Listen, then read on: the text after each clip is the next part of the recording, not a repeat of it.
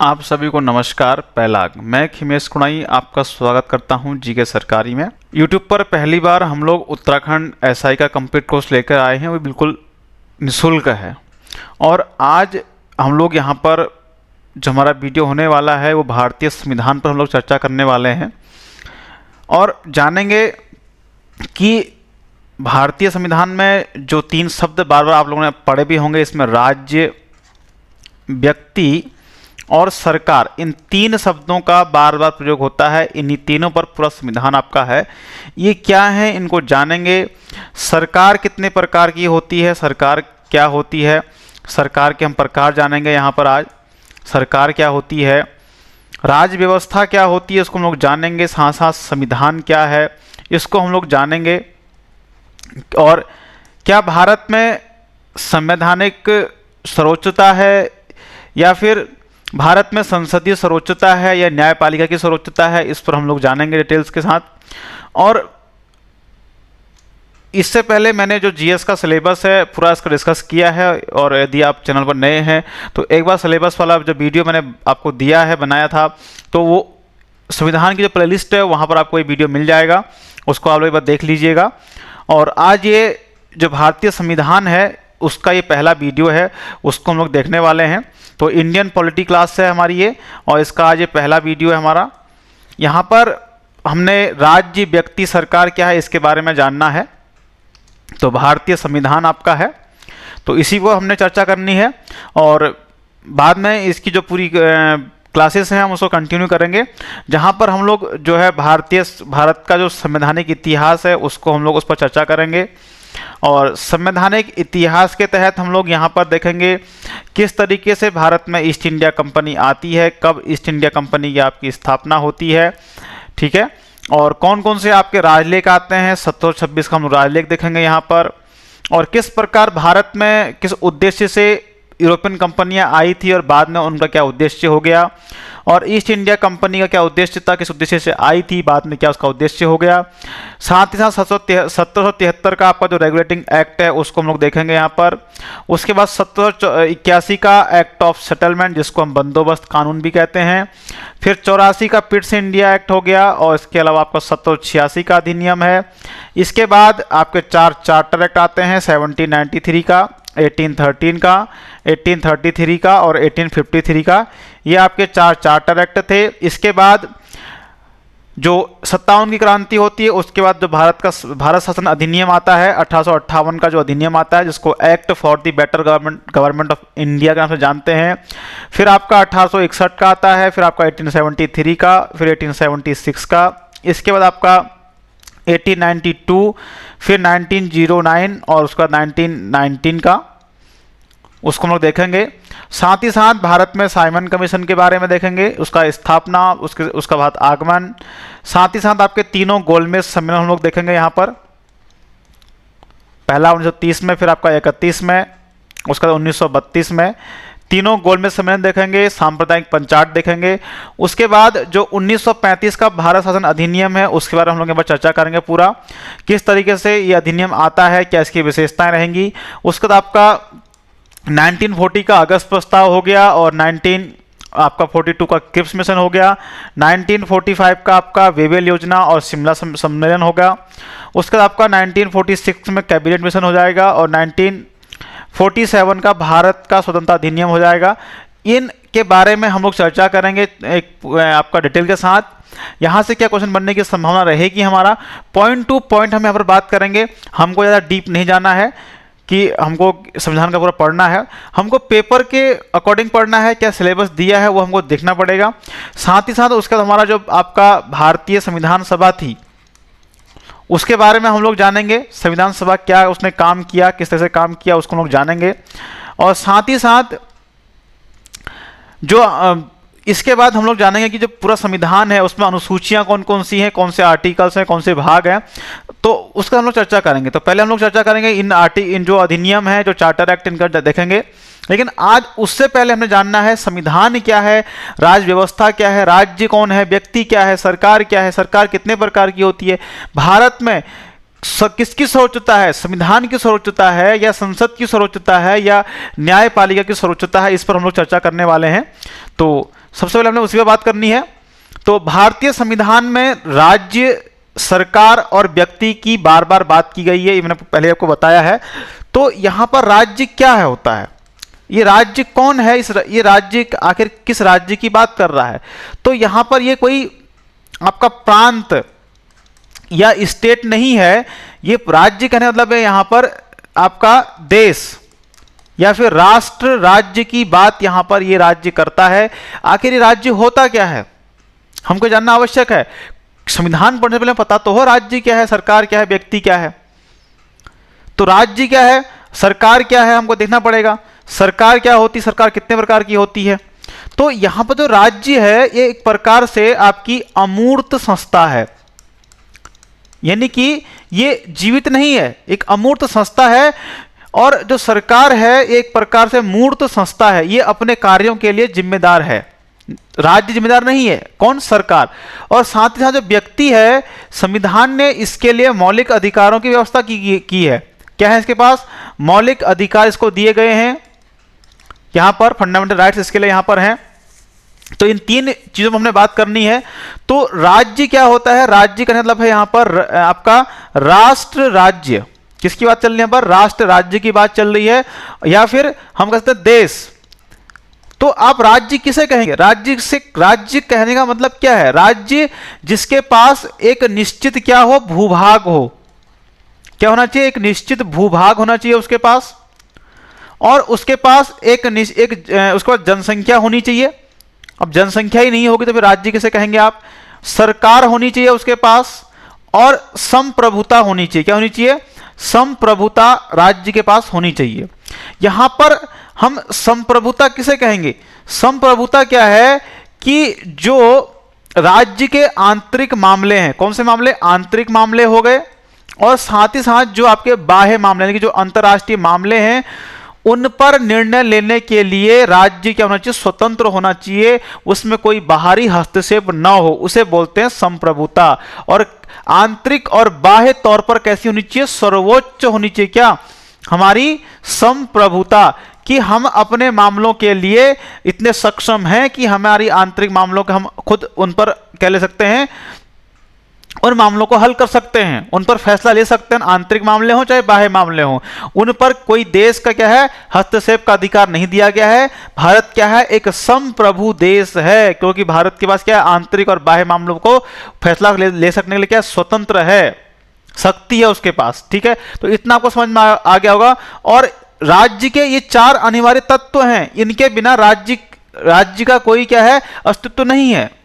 तो राज्य क्या है, राज्य का एक निश्चित भूभाग होना चाहिए, जनसंख्या होनी चाहिए, सरकार होनी चाहिए, संप्रभुता। इसमें भी जो संप्रभुता है सबसे इंपॉर्टेंट है, बिना ऐसे काम नहीं होगा कि आप अपने आंतरिक और बाह्य मामलों के लिए क्या है, स्वतंत्र हैं। आप इतनी शक्ति है कि कोई आपके मामलों में हस्तक्षेप नहीं कर सकता, कि हमको अमेरिका के ये नहीं बताएगा कि हमको इजराइल के बारे में क्या फैसला करना है, पाकिस्तान के बारे में क्या फैसला लेना है। मान सकते हैं कि आप अपने पर उदाहरण को ले सकते हैं कि आपके घर के फैसलों में कोई पड़ोसी तो अगर आपको दखल तो क्या देगा, आप अपने घर के फैसले लेने में क्या है, स्वतंत्र हैं, इतने सक्षम हैं। तो वही क्या है, संप्रभुता है। अब बात करते हैं बस सरकार की। आखिर सरकार क्या है, तो सरकार, पहले तो सरकार 3 प्रकार की होती है। एक होती है केंद्रीय स्तर पर, इसको हम कहते हैं संघ सरकार।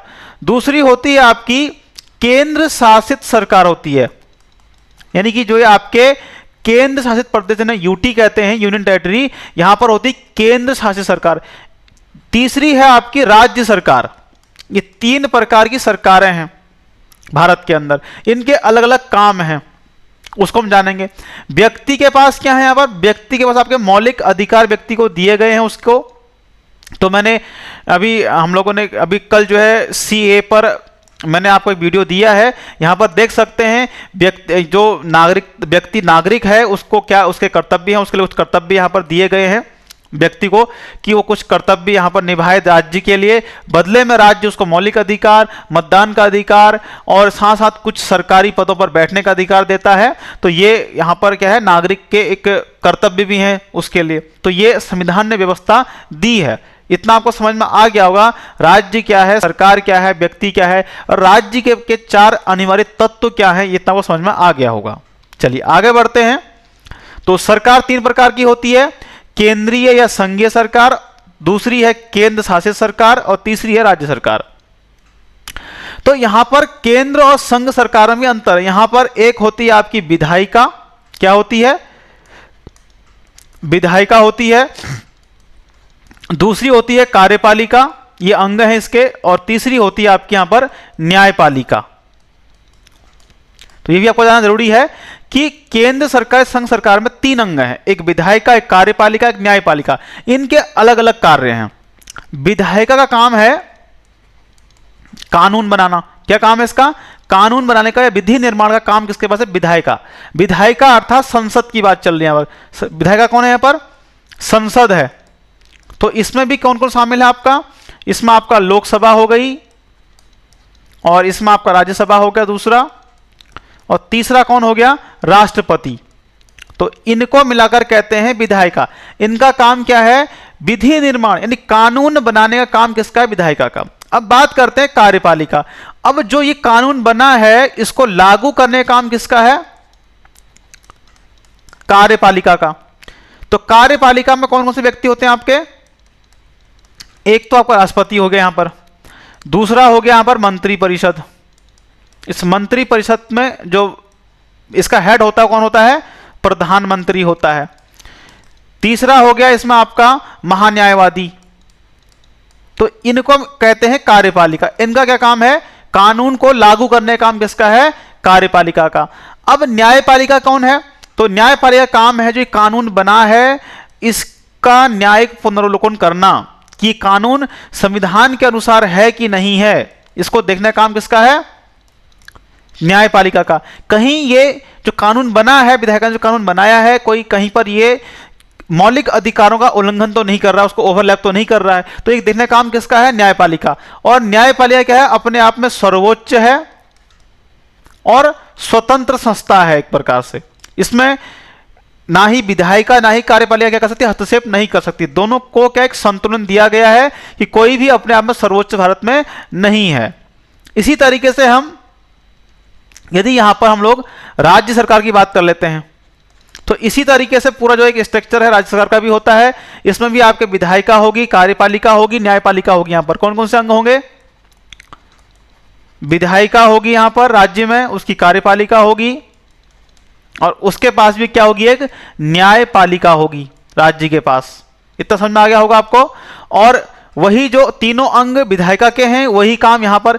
और इस विधायिका को हम क्या कहते हैं, विधानसभा के नाम से इसको हम लोग जानते हैं, सॉरी इसको हम लोग जानते हैं विधानमंडल के नाम से। किसको, राज्य की विधायिका को। इसके भी 3 अंग हैं, एक विधानसभा हो गई, एक है आपकी विधानसभा, दूसरा है आपका विधानमंडल,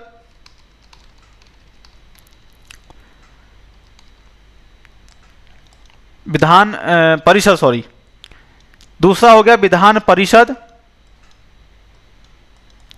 और तीसरा हो गया राज्यपाल। तो इनका भी काम क्या है, यहां पर विधानमंडल का काम है कानून बनाने का काम है इसका।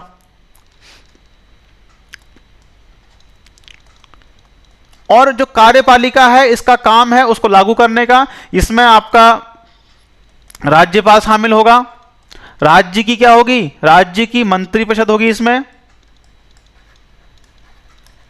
और साथ ही इसमें महाधिवक्ता होगा। जिस प्रकार से ऊपर था उस वजह से यहां भी यहां पर आपको देखने को मिलेगा। न्यायपालिका यहां पर भी सर्वोच्च है, स्वतंत्र है, इसको हम लोग बोलते हैं हाई कोर्ट के नाम से इसको जानते हैं यहां पर। और जो केंद्र की न्यायपालिका उसको हम सुप्रीम कोर्ट कहते हैं। तो यहां पर न्यायपालिका सर्वोच्च है, विधायिका ने जो कानून बनाया है उसको लागू करने का काम कार्यपालिका का, और ये कानून संविधान के अनुसार है कि नहीं है इसको देखने का काम है न्यायपालिका का। तो इतना आपको समझ में आ गया होगा सरकार क्या होती है, सरकार के कौन कौन से अंग होते हैं। तो ये मैंने आपको बता दिया राज्य सरकार क्या होती है, केंद्र सरकार क्या होती है, कौन कौन से इसके अंग होते हैं। अब बात करते हैं राज्य व्यवस्था क्या होती है। अब राज्य व्यवस्था का तात्पर्य किसी राज्य की शासन व्यवस्था से है, उसे हम राज्य व्यवस्था कहते हैं। राज्य की शासन व्यवस्था को ही हम क्या कहते हैं, राज्य व्यवस्था कहते हैं। और राज्य मैंने बता दिया आपको कि राज्य से तात्पर्य किसी प्रांत या राज्य से नहीं बल्कि राष्ट्र, राज्य या देश से है। और इस राष्ट्र राज्य जो शब्द है इसका विकास यूरोपीय संदर्भ में 15वीं सदी में हुआ था। और राष्ट्र राज्य 5वीं सदी से लेकर 15वीं सदी के सामंत काल के बाद विकसित व्यवस्थित राजनीतिक संरचना है कि एक पॉलिटिकल एक स्ट्रक्चर है आपका ये राज्य व्यवस्था। और सन 1485 में ब्रिटेन में ट्यूडर वंश की स्थापना के साथ राष्ट्र राज्यों का विकास हुआ। यह आपको जानना जरूरी है कि राष्ट्र राज्य क्या होता है, राज्य व्यवस्था क्या होती है। राज्य की शासन व्यवस्था का मतलब ही क्या है, राज्य व्यवस्था। और यहां पर राज्य कहने का मतलब कोई प्रांत या राज्य से नहीं है बल्कि क्या है, राष्ट्र, राज्य या देश की बात चल रही है। अब राज्य क्या होता है, मैंने आपको बता दिया ही कि राज्य व्यवस्था की सबसे प्राथमिक एवं प्राचीन अवधारणा राज्य है। राज्य होगा तभी क्या होगी, राज्य व्यवस्था होगी। बिना राज्य तो राज्य व्यवस्था भी नहीं हो सकती। और एक राजनीतिक भू क्षेत्रीय इकाई है राज्य, कोई सीमा होती है इसकी, उसे हम क्या बोलते हैं, कोई एक भू क्षेत्र है उसको हम राज्य बोलते हैं। और इसके 4 अनिवार्य तत्व हैं, मैंने बता दिया आपको कौन कौन से। एक हो गया आपका निश्चित भू क्षेत्र होना चाहिए उसके पास, जनसंख्या होनी चाहिए राज्य के पास, सरकार होनी चाहिए उसके पास, और संप्रभुता होनी चाहिए राज्य के पास। और संप्रभुता कैसी होनी चाहिए, आंतरिक और बाह्य तौर पर कैसी होनी चाहिए, स्वतंत्र संप्रभुता होनी चाहिए।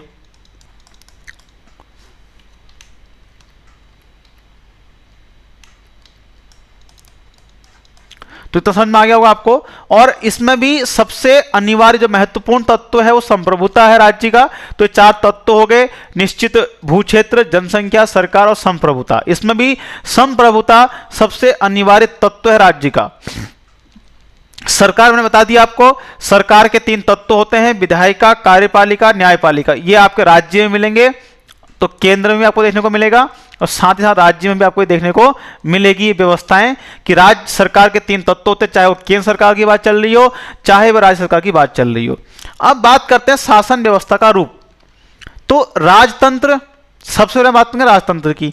तो सबसे प्राचीन क्या है, शासन व्यवस्था का रूप है हमारा ये राजतंत्र। यहां पर क्या था, एक व्यक्ति का शासन होता था, एक व्यक्ति का शासन क्या था, राजतंत्र कहलाता था। अब कुलीन तंत्र क्या होता है, यहां पर कुछ व्यक्तियों के द्वारा, कुछ व्यक्तियों के हाथ में क्या होता है, शासन व्यवस्था होती है।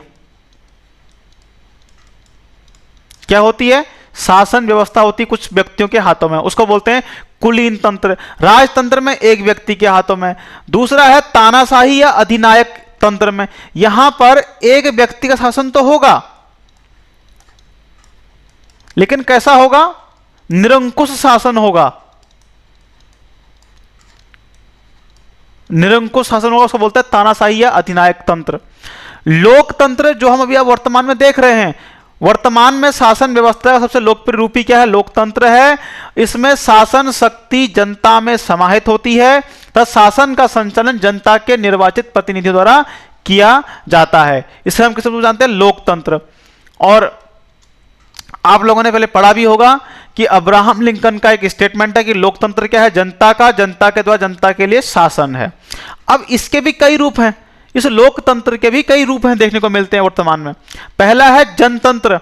ये जो जनतंत्र है ये साम्यवादी देशों के द्वारा अपनाया गया लोकतंत्र है, यही क्या है, जनतंत्र कहलाता है।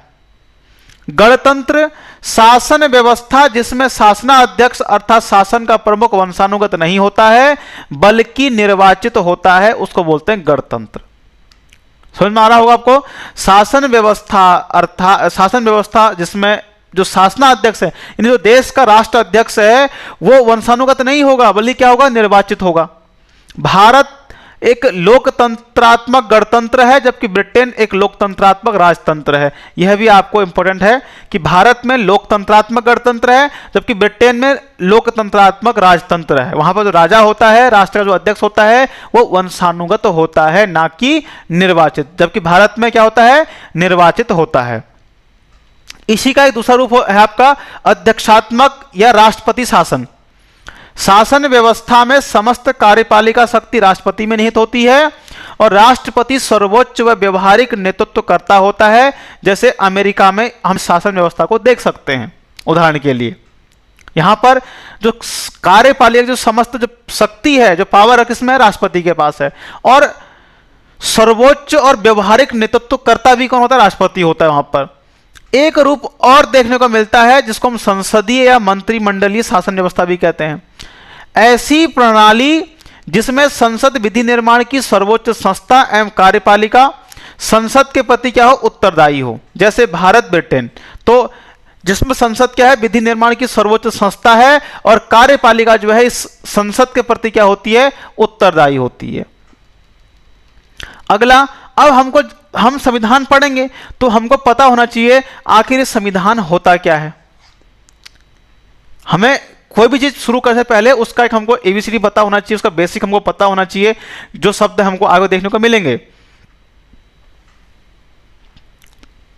तो संविधान क्या होता है, एक कानूनी दस्तावेज है आपका ये, जिसके द्वारा देश का क्या होता है, राज्य का क्या होता है, राज्य की शासन व्यवस्था को चलाया जाता है। उसको हम क्या बोलते हैं, संविधान बोलते हैं। कानूनी दस्तावेज है, किताब है। अब इसी के आधार पर देश राज्य की क्या चलती है, शासन व्यवस्था चलती है। और संविधान भी दो प्रकार का होता है, एक लिखित होता है और दूसरा अलिखित होता है। कैसा होता है, अलिखित होता है। अब लिखित जैसे आपका हो गया यूएसए और भारत हो गया आपका। अलिखित की हम बात करें ब्रिटेन का।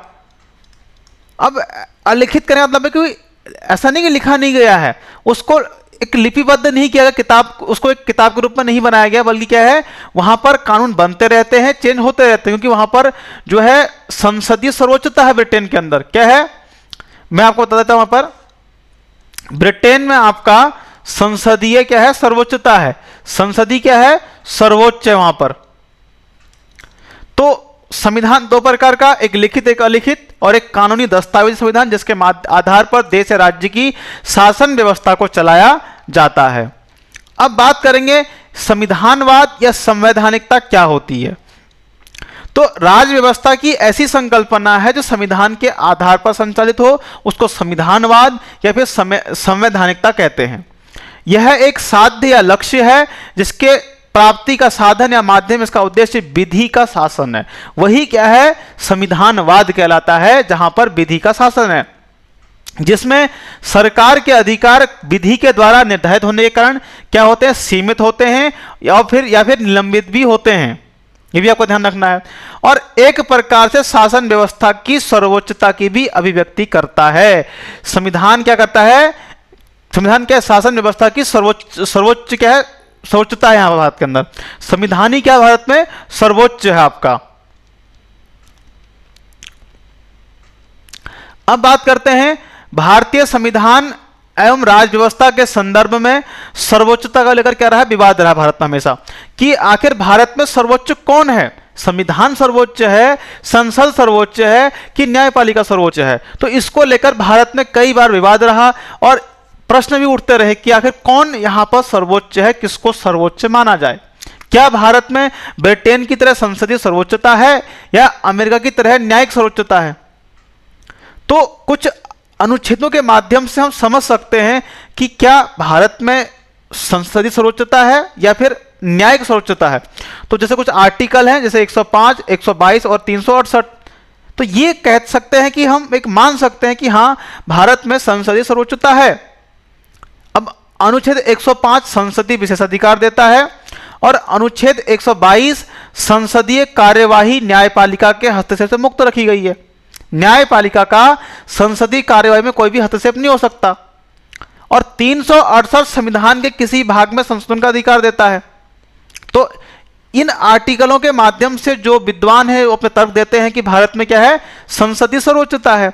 अब इसी आधार पर हम अगर एक मूल ढांचा सिद्धांत भी आपने सुना होगा, ये आता है कई बार, मूल ढांचा सिद्धांत। तो केशवानंद भारती मामले में 1973 में सिद्धांत आपका सामने निकलकर आता है, और उसके बाद के जो वर्ष हैं उन और जो अन्य जो आपके फैसले आते हैं, और उससे ये मूल ढांचा सिद्धांत है और व्यापक होता चला गया। इसी को आधार बनाकर सर्वोच्च न्यायालय क्या करता है, अपनी सर्वोच्चता का प्रयास दिखाता है कि साहब यहां पर क्या है, न्यायिक सर्वोच्चता है।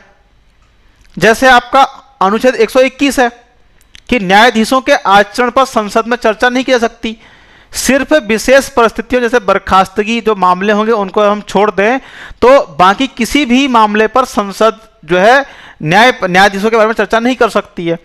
आर्टिकल 121 हो गया, दूसरा 122 हो गया, जो एक दूसरे के क्या है, साथ में है कि साहब आप हमारी चर्चा मत करना और हम आपकी चर्चा नहीं करेंगे। और अनुच्छेद 137 न्यायिक पुनर्विलोकन, कि किसी भी कानून का न्यायिक पुनर्विलोकन कर सकती है कौन, न्यायपालिका। तो इस आधार पर भी तर्क दिए जाते हैं कि भारत में क्या है, न्यायिक सर्वोच्चता है। अब जब आपने इन दोनों आर्टिकलों देख लिया, तो भारत में न तो ब्रिटेन की तरह संसदीय सर्वोच्चता है और न ही क्या है अमेरिका की तरह न्यायिक सर्वोच्चता है। भारत में क्या है, संविधान ही सर्वोच्च है, उसी की क्या है यहां पर सर्वोच्चता है। संविधान ही क्या है, मेन रोल अदा करता है यहां पर भारत में। और भारत में विधायिका, न्यायपालिका एवं कार्यपालिका, इनमें आपस में एक संतुलन बनाया गया है, और बोले कि आप में से कोई नहीं कौन है, मेन संविधान ही इन सबको क्या दे रहा है, शक्ति देता है। इसलिए क्या है, संविधान ही क्या है भारत में सर्वोच्च है। तो आपको ये समझ में आ गया होगा कि आखिर यहां पर आज हम लोगों ने किस टॉपिक पर बात करी। तो आपके जाना जरूरी है कि संविधान क्या है, संविधानवाद क्या है, संवैधानिकता क्या है, राज व्यवस्था की क्या है, राज्य क्या है, राज्य के कौन कौन से अंग हैं, सरकार क्या है, व्यक्ति कौन है। व्यक्ति हम हो गए जिनके लिए मौलिक अधिकार हैं, कुछ कर्तव्य संविधान ने निर्धारित किए जिसमें आपका मूल कर्तव्य हो गए। तो इस तरह से आपको समझ में आ गया होगा टॉपिक। और वीडियो आपको अगर पसंद आती है तो वीडियो को लाइक, शेयर और सब्सक्राइब जरूर करें। और डेली नए अपडेट्स पाने के लिए फेसबुक को आप ज्वाइन कर लीजिए हमारे, इसको लाइक कर लीजिएगा पेज को। और साथ ही साथ इंस्टाग्राम पर हम लोग शॉर्ट और आपका रील्स के माध्यम से यहां पर हम लोग क्विज कराते हैं डेली। तो इसको आप लोग ज्वाइन, जो हमारा इंस्टाग्राम पेज है इसको आप फॉलो कर लीजिएगा। और साथ ही साथ आप जो इसकी पीडीएफ है इसके लिए आप टेलीग्राम को ज्वाइन कर लीजिए, जो टेलीग्राम हमारा चैनल है उसको ज्वाइन कर लीजिएगा। तो जीके सरकार के नाम से टेलीग्राम चैनल इसको ज्वाइन कर लीजिए। और साथ ही साथ व्हाट्सएप को भी ज्वाइन कर सकते हैं, वहां पर भी आपको डेली अपडेट्स मिलते हैं। और पीडीएफ भी आपको व्हाट्सएप पर ही मिल जाएगी, और साथ ही साथ आपको ये टेलीग्राम पर भी आपको मिल जाएगी। और बाद में अभी आप हमारी वेबसाइट है, यहाँ पर हम लोग ब्लॉग के माध्यम से क्या करते हैं, तो इन टॉपिक्स को वहाँ पर पोस्ट करते हैं ब्लॉग के माध्यम से, जो हमारी वेबसाइट है जीके सरकारी की। तो वहाँ पर आप डेली विजिट कीजिएगा रेगुलर, आपको वहाँ पर ये आपको दिख जाएगा बहुत जल्द। साथ ही साथ आप हमको ट्विटर पर फॉलो कर सकते हैं, और जो जीके सरकारी है इसको आप, जो यूट्यूब चैनल है इसको आप लाइक, शेयर और सब्सक्राइब कीजिए, अपने साथ वालों को भी इसको शेयर कीजिएगा। और आज के लिए इतना ही काफ़ी है, धन्यवाद।